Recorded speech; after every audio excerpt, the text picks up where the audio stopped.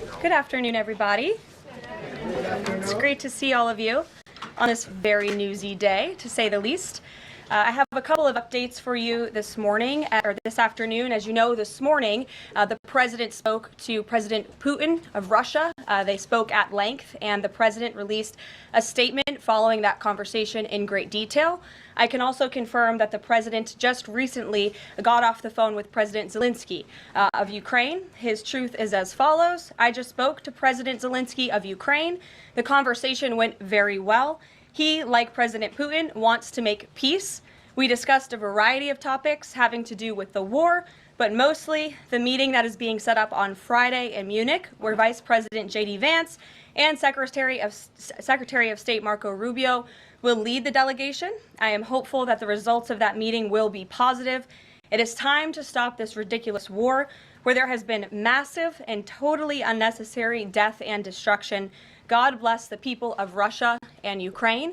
I myself just spoke to the president about these calls, and he told me to tell all of you they were very good calls, they were very positive, and the administration is wholeheartedly committed to a peace deal to end once and for all the Russia-Ukraine war.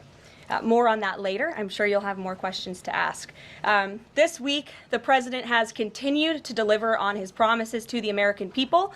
According to new polling that was released at the beginning of this week by CBS News, an overwhelming 70% of Americans said that President Trump is following through on what he pledged to do during his historic campaign. The poll also revealed that Americans see President Trump as a tough, energetic, focused, and effective leader fighting hard to improve their lives and our country. And yesterday, in particular, was a truly special day for the United States of America. Thanks to the great leadership of President Trump and the strong and tough leadership of President Trump, Mark Fogel, an American teacher detained by Russia, was returned to American soil and met with the president here at the White House last night. Special Envoy Steve Witkoff and the rest of President Trump's incredible national security team helped to negotiate the exchange that secured Mark Fogel's release. This event shows a good faith effort from Russia, and it's a sign, as I just said, that we are moving in the right direction to end this brutal war. Malphine Fogel, Mark's 95-year-old mother, was understandably very worried that she would never see her son again after his arrest in 2021. Mrs. Fogel was actually slated to join President Trump on stage at the July 13th Butler, Pennsylvania rally to speak out for Mark. And then the infamous assassination attempt against President Trump took place. But that day, before the rally, President Trump promised Mark's mother that when he returned to the White House, he would bring her son home. God saved President Trump's life on that day in Butler, Pennsylvania, and now Mark Fogel is back home safely with his family as a result. God is good. The president also continues to bring back common sense to our government. This week, he signed an EO to end the procurement and forced use of paper straws. Taxpayer dollars were wasted on these non-functional and massively unpopular products for no other reason than it made radical activists feel good about themselves. And on trade, President Trump continues to take bold action to protect America's critical steel and aluminum industries, much like he did in his first term. And the president signed proclamations to close existing loopholes and exemptions to restore a true 25% tariff on steel and elevate the tariff on aluminum to 25% as well. This administration believes these tariffs will protect our national security and put American workers first. And in the Oval Office yesterday with Elon Musk, President Trump took further action to make our federal government more efficient and effective. He signed an EO implementing the DOGE Workforce Optimization Initiative. Now agency heads will coordinate and consult with DOGE to significantly shrink the size of the federal workforce and limit hiring to essential positions only. The unaccountable bureaucracy will finally be reined in. On another important matter this morning, Senate Republicans continued to confirm President Trump's exceptionally qualified nominees, most recently Director of National Intelligence Tulsi Gabbard, who will be joining us later at the White House for her swearing-in ceremony. It's imperative that the remainder of the president's cabinet nominees are confirmed as quickly as possible. On another important matter this week, illegal alien criminals continue to be arrested and sent home as part of the ongoing mass deportation effort of the Trump administration. Just this week, 2 planes with 190 Venezuelan illegal aliens arrived in the Venezuelan capital from Fort Bliss, Texas. Here are some of the criminal illegal aliens who were arrested in the country this past week. ICE Atlanta arrested a citizen of Nigeria who had been convicted of money laundering. ICE San Antonio arrested a citizen of Mexico who had been convicted of assault. ICE Denver arrested a citizen of Mexico who had been convicted of aggravated assault. And ICE Houston arrested a citizen of Mexico who had been convicted of aggravated assault. Now, before I take questions, I would like to address an extremely dishonest narrative that we've seen emerging over the past few days. Many outlets in this room have been fear-mongering the American people into believing there is a constitutional crisis taking place here at the White House. I've been hearing those words a lot lately. But in fact, the real constitutional crisis is taking place within our judicial branch, where district court judges in liberal districts across the country are abusing their power to unilaterally block President Trump's basic executive authority. We believe these judges are acting as judicial activists rather than honest arbiters of the law. And they have issued at least 12 injunctions against this administration in the past 14 days, often without citing any evidence or grounds for their lawsuits. This is part of a larger concerted effort by Democrat activists and nothing more than the continuation of the weaponization of justice against President Trump. Quick news flash to these liberal judges who are supporting their obstructionist efforts: 77 million Americans voted to elect this president. And each injunction is an abuse of the rule of law and an attempt to thwart the will of the people. As the president clearly stated in the Oval Office yesterday, we will comply with the law in the courts, but we will also continue to seek every legal remedy to ultimately overturn these radical injunctions and ensure President Trump's policies can be enacted. So here in our new media seat today, we have Chris Pavlovsky, an entrepreneur who has a strong passion for protecting freedom of speech. Chris started the video sharing platform Rumble in 2013 with a mission of protecting a free and open internet from censorship by big tech and governments around the globe. The platform has always been a place for independent creators to share their authentic opinions, and they have always included President Trump, in contrast to the way he was censored by other platforms in years past. Since its founding, Rumble has grown exponentially, recently marking 67 million monthly active users. It's a lot of users. If you're watching right now and interested in sitting in this seat, you can apply, whitehouse.gov/newmedia. With that, I will take your questions. And Chris, why don't you kick us off on this very busy news day? Karoline, thank you very much to you and President Trump. It's an honor to be sitting here in the new media seat for the White House press briefing and to be able to demonstrate why freedom of expression is so important. Rumble was the victim of censorship at the hands of multiple foreign governments. It's clear there are still many countries who oppose free speech and even target American companies. Can you describe what the administration will do to protect U.S. interests and values worldwide? Sure. Well, thanks for the very important question. And I think that free speech and ending censorship, both here at home and also abroad, is an important part of President Trump's agenda. I think first, President Trump has led by example on this front as the leader of the free world, the president of the United States, with his show of access and transparency on a daily basis. The president takes questions from all of you almost every single day and really reveals what he's thinking and feeling, and I think that serves as a great example to the rest of the world. As for tangible actions that the president has signed, he did sign an executive order, I believe on day one, certainly within the first week of this administration, to restore free speech and stop government-sponsored censorship here at home.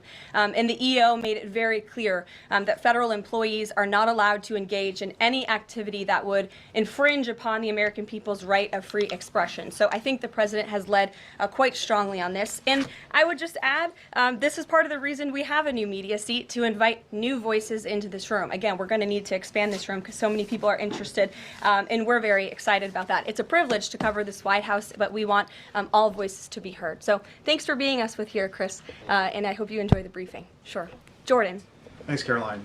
Data out this morning showed that consumer prices were up across a variety of goods, and just before that report, though, President Trump called for lower interest rates. The Fed said it's holding rates steady to try and tamp down further inflation. So how would lowering rates help keep inflation in check for the American people? Sure. Well, first of all, on the inflation point, we did receive those numbers, and they were worse than expected, which tells us that the Biden administration indeed left us with a mess to deal with. It's far worse than I think anybody anticipated, because unfortunately the previous administration was not transparent in where the economy truly was. We know people at this very podium told the American people that inflation was transitory and that it would go away. That was not the case. And now the last report of the Biden administration, as revealed today, shows that inflation is still about 4.5% higher over the past 3 months. This is an indictment on the Biden administration's mismanagement of the inflation crisis and their lack of transparency in addressing it.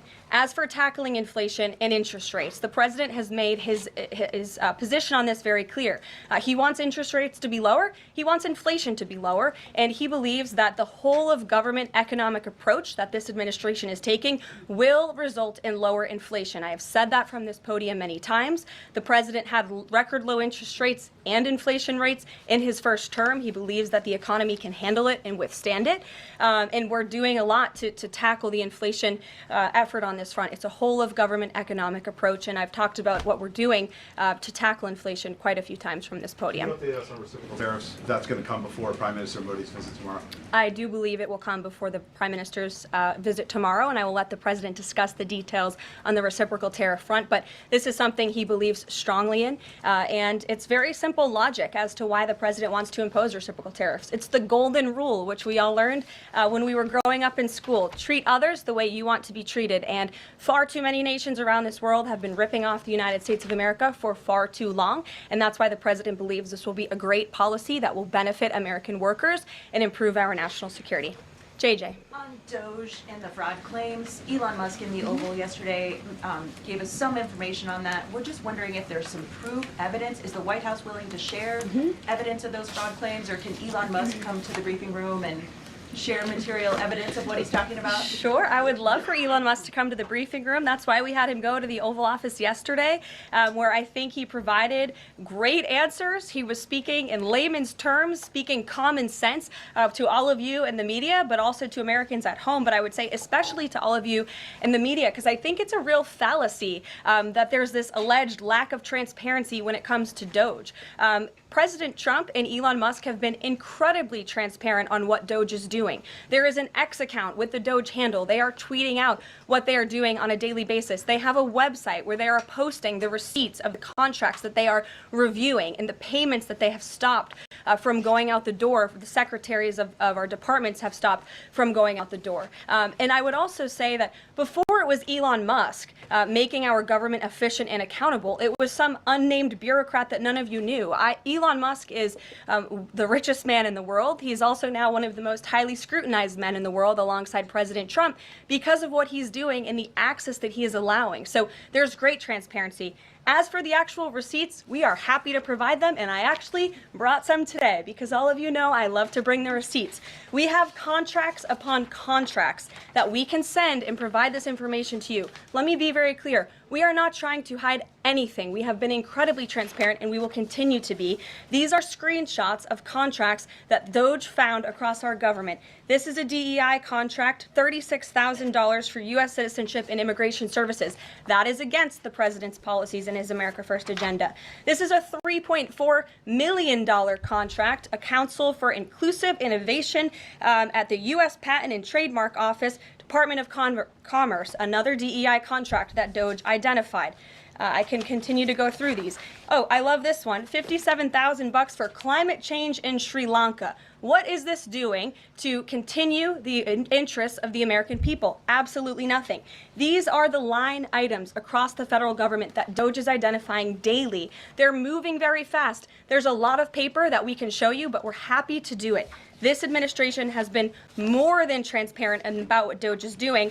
And here's one of their tweets that they posted about the mine. I believe this is in Pennsylvania, where the federal employee retirement system is being processed. Did anybody know this was even happening in our country before Elon Musk talked about it in the Oval Office yesterday? A lot of Americans didn't. So we are providing transparency and accessibility on a daily basis when it comes to Doge.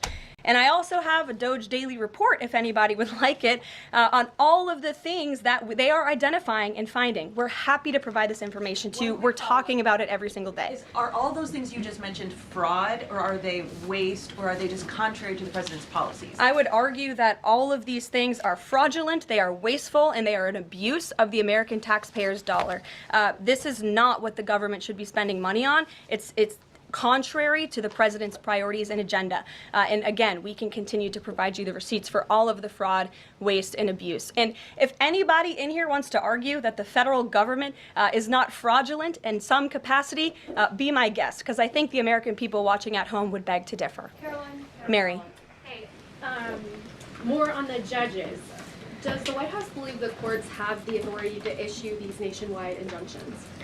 We believe that the injunctions that have been issued by these judges have no basis in the law and have no grounds, and we will, again, as the president said very clearly yesterday, comply with these orders, but it is the administration's position that we will ultimately be vindicated, and the president's executive actions that he took were completely within the law, they were constitutional, and we look forward to the day where he can continue to implement his agenda. And I would just add, it's our view that this is the continuation of the weaponization of justice that we have seen against President Trump. He fought it for 2 years on the campaign trail. It won't stop him now. Brian. Yes. I want to go back to Doge just for a second. Earlier, the subcommittee headed by Chairman Marjorie Taylor Greene, her and her staff discovered $2.7 trillion in improper payments to Medicare, Medicaid, overseas, to people who should not have gotten it. Some of this room might have missed that press conference. Can you elaborate on what the president is thinking at this point? Well, again, that's another example. There's a very long list of the fraud, waste, and abuse that Doge is identifying on a daily basis. Elon Musk also talked about yesterday about Social Security payments that are going out the door for people who are no longer with us, unfortunately. I would say that is certainly fraud. There's also a lot of contracts they've identified that, just as a hypothetical example, are $1 million, but only 500,000 went out the door. So where's the rest of that cash? And so that's the thing. Those are the things that Doge is working on every single day. And I would just remind everybody in this room, this is what President Trump campaigned on doing. He's delivering on a promise that 77 million people elected him to do. James. Thank you very much, Caroline. Two foreign policy questions, if I may. Sure. First, the statement that was released after this morning's phone calls identified Mr. Witkoff as the special envoy who will be part of the delegation that undertakes to resolve the Russia-Ukraine war. I had thought that that individual was General Kellogg, and so can you clear that up? Sure, I'd be happy to. As you mentioned, the president, in his truth, following the phone call with Vladimir Putin, said that he has asked Secretary of State Rubio, the director of the CIA, John Ratcliffe, our national security advisor here at the White House, Michael Watts, and Steve Witkoff to lead the negotiations. As for General Keith Kellogg, he remains a critical part of this team in this effort. He's played a tremendous role in getting the negotiations to this point, and he's very much still part of the Trump administration. The other subject is Iran. I took note of President Trump's comments in his Super Bowl interview with our colleague Brett Baer to the effect that he wants to do a deal with Iran. However, that interview appeared after the supreme leader of Iran, the Ayatollah Ali Khamenei, had already ruled out any additional negotiations with the United States. So kind of a two-part question. A, what gives the president any confidence that Iran will come to the table? And B, more fundamentally, why is the president interested in doing a deal with Iran instead of doing everything he can, perhaps short of U.S. military intervention, to try and hasten the end of what many of his own supporters regard as an evil regime? Well, the president has made it very clear that he will never allow Iran to have nuclear capabilities. That is a red line that he has drawn, and he will not allow that to happen. But you asked why President Trump wants to make a deal. I would remind you, he's the master of the art of the deal. He is America's deal maker in chief. He leads from a position of securing peace through strength. And I think time and time again already, in just 4 weeks, we have seen the president being able to negotiate successful deals with our partners, our adversaries all around this world. The release of Mark Fogel just last night is something that I think speaks to the president's deal-making ability capability. This is something that the Biden administration allegedly tried to do for 3.5 years. I think you all should go back and ask some of those Biden administration officials what they even tried to do and why weren't they successful, because for 3.5 years Mark Fogel sat in a Russian prison and it took President Trump 3 weeks to get him back on American soil. There's nobody better at making deals than Donald Trump. Caroline, Phil Wegman. Thank you. Two foreign policy questions. Ukrainian President Zelensky has said after the war that he wants NATO membership or nuclear weapons. We heard Defense Secretary Hegseth say that NATO membership was unrealistic. What's the president's view on the other option, on a nuclear Ukraine?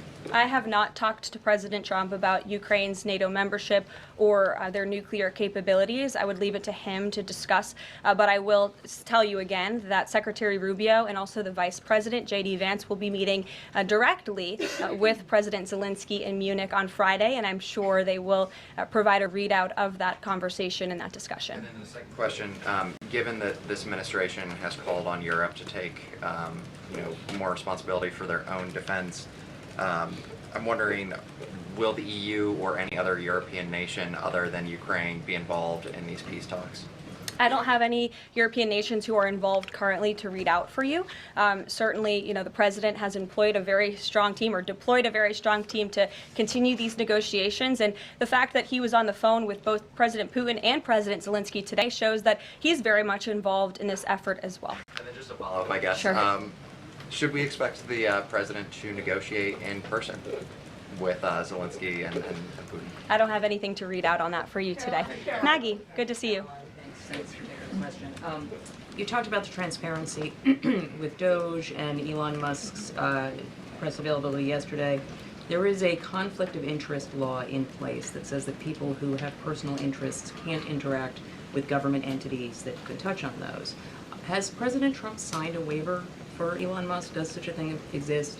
If it does, will you guys release it in the interest of transparency that he's committed to? I have not seen the law that you are referring to. What I can tell you is that Elon Musk, as I've confirmed before, is a special government employee.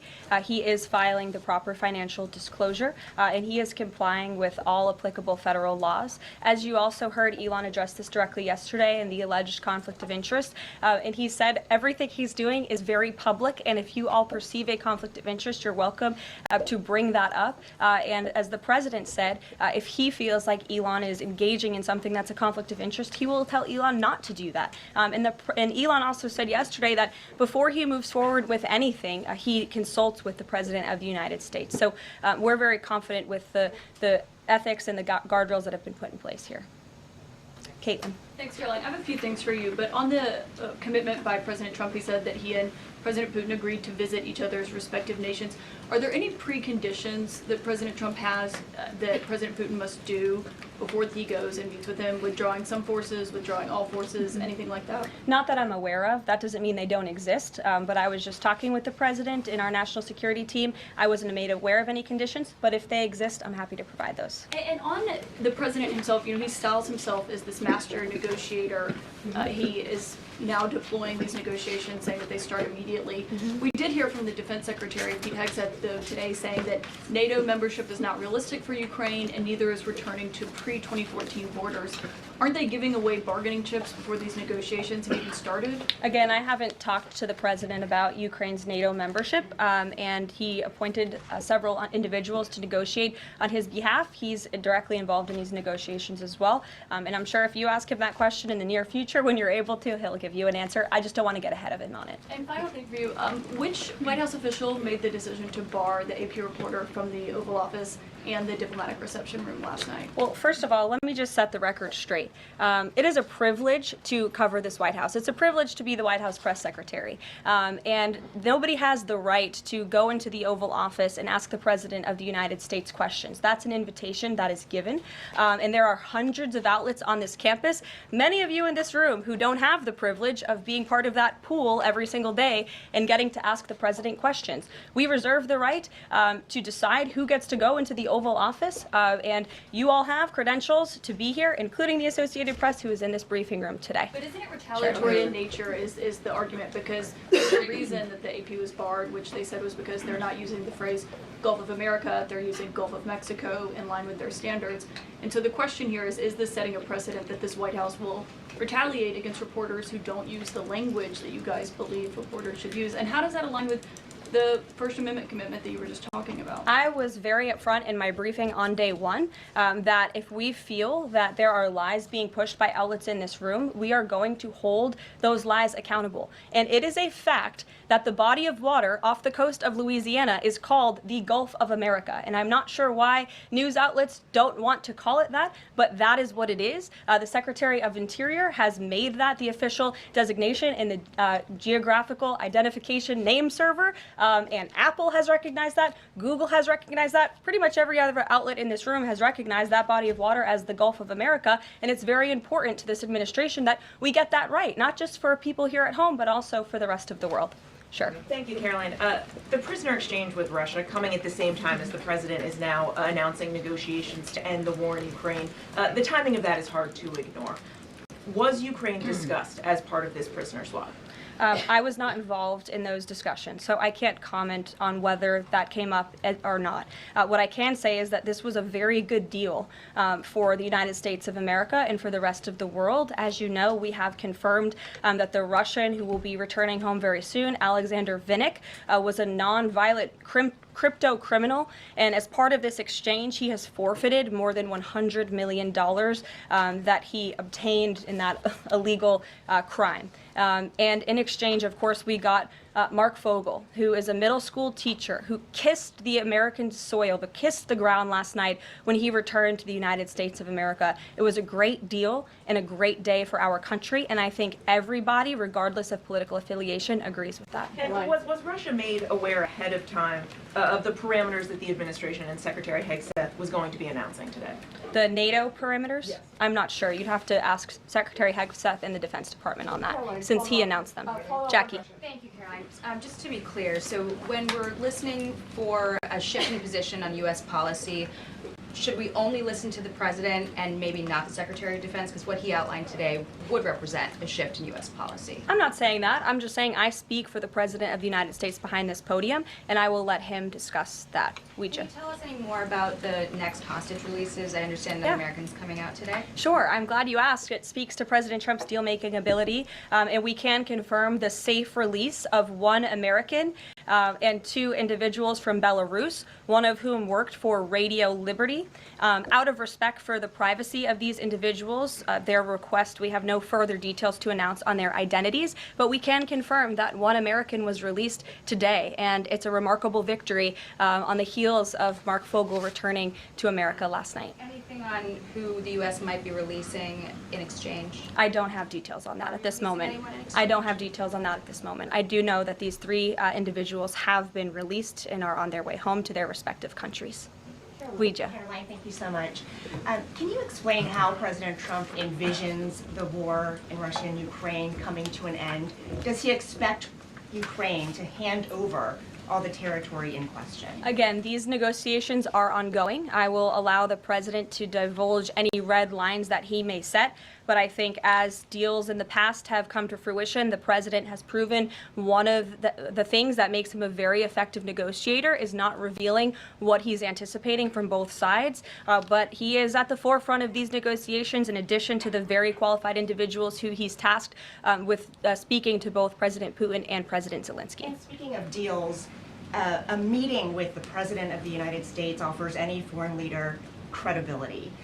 Was it part of the prisoner swap with Fogel that President Trump agreed to meet with Putin? Again, I was already asked this question. I said I was not made aware of that, but we can certainly get you an answer on that. I'll check in with the NSC.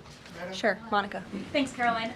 It's clear that this administration is dedicated to both truth and transparency. We know that with DOJ, but we also know that because this administration recently announced it's going to declassify the assassinations of Martin Luther King Jr., JFK, and RFK. I'm wondering, is it likely that we're going to see more information regarding the assassination attempts on the president's life while he was on the campaign trail? In regards to the assassination of the individuals you mentioned, President Trump signed that executive order directing the respective agencies to do it. I know that that process continues and is ongoing. He's committed to transparency and the declassification of these very important files that I think many Americans are not only interested in learning about, but also have the right to know about. As for the two heinous assassination attempts on the president's life, he's spoken to this publicly. I've spoken to him about it privately. And, as he said publicly to all of you, he feels he has a right to know about further information about the individuals who tried to kill him, tried to take his life. And so if and when we get that information, I'll leave it up to the president to decide whether or not he would like to reveal it. But I believe in the effort of transparency that we've seen consistently from this president, he certainly will. Daniel. Thanks, Caroline. I wanted to ask you about the $59 million that FEMA sent to New York City migrant hotels. Secretary Kristi Noem just put out a statement saying that she clawed back the full payment that FEMA activists unilaterally gave to NYC migrant hotels. She wrote, "Mark my words, there will not be a single penny spent that goes against the interest and safety of the American people." What does the response of the Trump administration send to any federal bureaucrats that are thinking about obstructing the president's agenda? They will be held accountable. The president is signing executive orders daily, and he expects all officials across the administration, regardless if they are a political appointee or if they are a career bureaucrat, to adhere to the will of the American people and the 77 million Americans who re-elected President Trump. He is here for a reason, and he is focused every day on implementing his administration's goals and sending $59 million to a migrant hotel to house illegal immigrants when there are still people in North Carolina and California who have not received FEMA funding is not something that this administration is going to tolerate. Deanna. Thank you so much, Caroline. One on New York and one on Russia, please. On New York City Comptroller Brad Lander is accusing DOGE of clawing back $80 million that was intended for New York City FEMA funding. Wondering if you've heard about that figure, if that figure is accurate, and why that money was taken back. I have not heard about that figure. DOGE is moving very quickly, but I can get the receipts and gladly send them to you. I know that story is likely of great interest to the New York Post. And then one John. on Russia, please. Sure. Is President Trump waiting for a kind of signal or an action from Putin to go to Russia? And would he be willing to go to Ukraine in the future? I don't have any decisions to make on the president's potential visit to Russia or any in-person meeting at this time. John. Thanks a lot, Caroline. Two questions, one on foreign policy, one on domestic policy. Following up on the president's call that he had with President Putin, does the president view Russia, does he view President Putin as an ally, as a partner, as a competitor, or as an adversary? I believe this nation views Putin and Russia as a great competitor in the region, at times an adversary, but as the president has said as well, he enjoys having good diplomatic relationships with leaders around the world, finding that common ground, also calling them out when they are wrong, and leading from a position of peace through strength. That's the president's greatest strength, and we've seen that again, time and time again. And then, as you pointed out in your statement regarding the confirmation of Tulsi Gabbard, there was one Republican who voted against the nomination of Tulsi Gabbard. It was Senator Mitch McConnell. Similarly, how does the administration view Senator McConnell? Can he be a partner in the president's legislative agenda? Are you disappointed that he voted against not only Tulsi Gabbard, but also Pete Hegseth to be the defense secretary? I think we're greatly disappointed in any Republican who chooses willfully to vote against the president's exceptionally qualified cabinet nominees and picks to lead his America First administration. Not a single Democrat swayed from voting against President Biden's nominees, and we know how many of them turned out. They turned out to be atrocious at their jobs, leaving America much worse than they were when they took the oath of office. And so I've said it repeatedly from this podium. I addressed it at the beginning of my remarks. We expect all Republicans to vote, to stay tough and strong, vote for President Trump's nominees so we can get to work and continue to work very hard to implement this president's agenda. Sure. Thank you, Caroline. On South Korea is currently in a chaotic situation. How does the President Trump react to the current chaotic situation in South Korea? Secondly, if South Korea needs help from United States, what role do you think the U.S. will play? Sure. I haven't spoken to the president about the ongoing situation in South Korea. I would defer you to his previous statements. And I can also see if I can get you something new from the National Security Council, who I'm very confident the officials that are focused on South Korea are on this. I just haven't spoken to them about it, but I'm happy to provide that for you. Yes. Thank you, Caroline. Does Elon Musk have power of the presidency? Absolutely not. Right. That's I a asked that ridiculous question. I asked that question because, the Democrats have been hurling insults at Elon Musk, hurling attacks, calling him President Musk. Most recently, Jamie Raskin, the congressman, took it a step further, calling for Musk's impeachment, saying that he somehow usurped the power of the presidency. What's your response? It's utterly ridiculous. Elon Musk addressed this in the Oval Office yesterday. The president addressed it as well. Elon Musk is serving at the pleasure of the president, just like everybody else on this team. He takes directives directly from the president of the United States. And I think some of the comments that you referred to are nothing more than a failed attempt from the media and from Democrats to try to sow division in this White House. We saw them do it in the first term. We're not going to let them do it in the second term. This is a unified team who is working at the pleasure of the president to do what's right for the American people. I have one more quick housekeeping note before I leave you all today. The president wanted me to share with all of you that he had a wonderful meeting with King Abdullah of Jordan yesterday. They discussed many things, including the Gaza Strip and its future at great length. The king would much prefer that the Palestinians stay in place, with the additional land to be used for new development, which would greatly create jobs at levels never seen before. But the president feels it would be much better and more majestic if these Palestinians could be moved to safer areas. I would just add to that the president remains wholeheartedly committed to seeing peace in the Middle East, and our Arab partners in the region have been tasked with coming up with a peace plan to present to the president. That is ongoing. King Abdullah mentioned that yesterday. He also committed to accepting 2,000 sick children from the Gaza Strip, which the president called a beautiful gesture. So the administration continues to work with our Arab partners in the region. We stand closely with our ally Israel, and the president has presented this big, new, bold idea to secure peace in the Middle East, and he is not going to waver from that. And we look forward to seeing that goal of this administration achieved as well. Thank you very much, everybody, and we'll see you very soon. Have a great day. Thank you.